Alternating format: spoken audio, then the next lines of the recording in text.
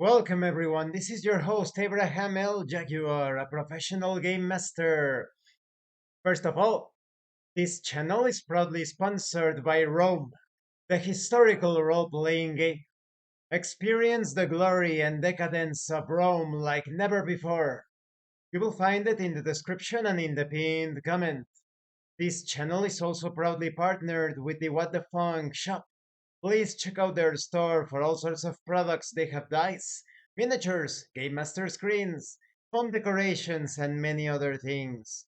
You will find the link in the description and in the pinned comment as well. And make sure that you use my code for a special discount. A moment, please, while I maximize. Here we go. Okay. Tonight, I wanted to talk about the most recent part in the Quick and Classic Asteria campaign. Super enjoyable session, as always. And there were some very interesting highlights, which made me think about playing a role and playing a game in tabletop role playing games. When you play tabletop RPGs, you want to win the game. You want to succeed in your quests, tasks, etc., your endeavors. But you also want to play the role of your character, describing the actions and reactions of the character, actually embodying that character within the game world. And I think there were several examples of that in the session.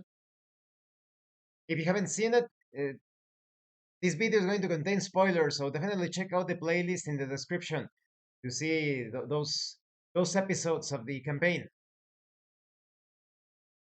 When the situation started within a dungeon environment, that dungeon is actually a published module, but I modified it for the campaign, changed some things. Funny enough, in the module, they tell you, oh, you need about 6 hours to complete the module. Between 4 or 6 hours, maybe you will complete the module. But no, as long as you role play, it takes much less than that, and it is intense and enjoyable. It wasn't just because we were using the quick and classic system, which is very fast, but because we were actually role playing, we weren't wasting time talking about the characters instead of taking actions as the characters. We weren't asking questions about the characters. The characters were actually interacting with the game world. And so all of those modules that, oh, you need 1 or 2 years to complete that mega dungeon, that campaign, you complete them in 6 months or less, eliminating all of the can I and my character. Is it possible for me to what do I see in the can I search? And the game master, dungeon master. Yes, no, no, you may. No, no, but yes, but no. However, putting that aside,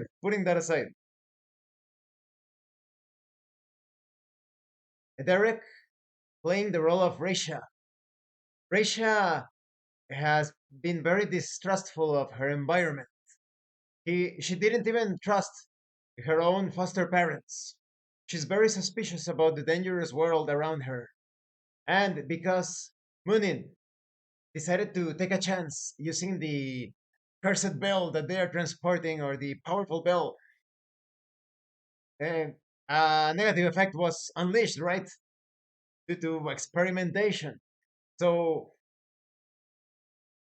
Reisha was very apprehensive about the actions of Munin. Could Munin be trusted with the handling of the bell? Some could say that it wasn't the time to discuss such things because that spectral energy was getting into the mausoleum. But at the same time, it was of Risha's concern that Munin could be quite reckless in handling the bell. So that was a great example on both the part of Giovanni as Munin and Derek as Risha of handling the inner conflicts of the party because that could happen in real life.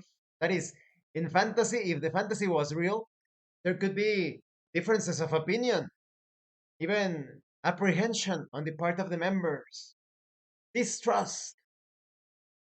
So this is a great way of playing the role and playing the game. On the part of Munin, he was trying to, that is, Giovanni as Munin was trying to justify his actions. And he has been sticking to that code, that process of taking leaps of faith, as he is a sort of a shamanistic character. While at the same time, Reisha, she is all about being pragmatic, very, very pragmatic, and no nonsense. No, don't take any unnecessary risks. They are very opposite. You could say they are the complete opposites. So it makes a lot of sense that they would have clashed. But like I said, when you play a tabletop RPG, not only do you are you playing the role, you also want to win the game. It's a game. You win. You win by defeating the monster. You win by rescuing this non-player character. You win by recovering the treasure. You win doing all of those things. So there is a delicate balance. On the part of Derek, he was still trying to win the game because as Risha, she was worried about the incorrect use of the bell. And in the part of Munin, he wanted to proceed while attempting things with the bell.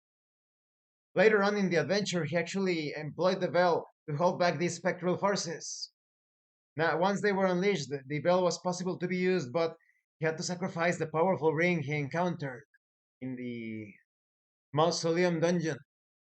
And on the part of Otto and Peter, so many risks were taken, but very important risks. You could say even reckless risks, but perhaps necessary due to the circumstances. As perhaps you saw in the video, David was role playing as Otto almost in an instinctive way. Otto is a man of few thoughts and great actions.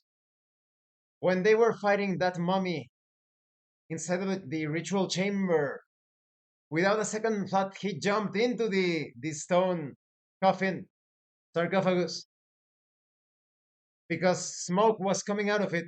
He, his thought process was that there must be something important, and that's why the smoke keeps pouring out of the coffin, right?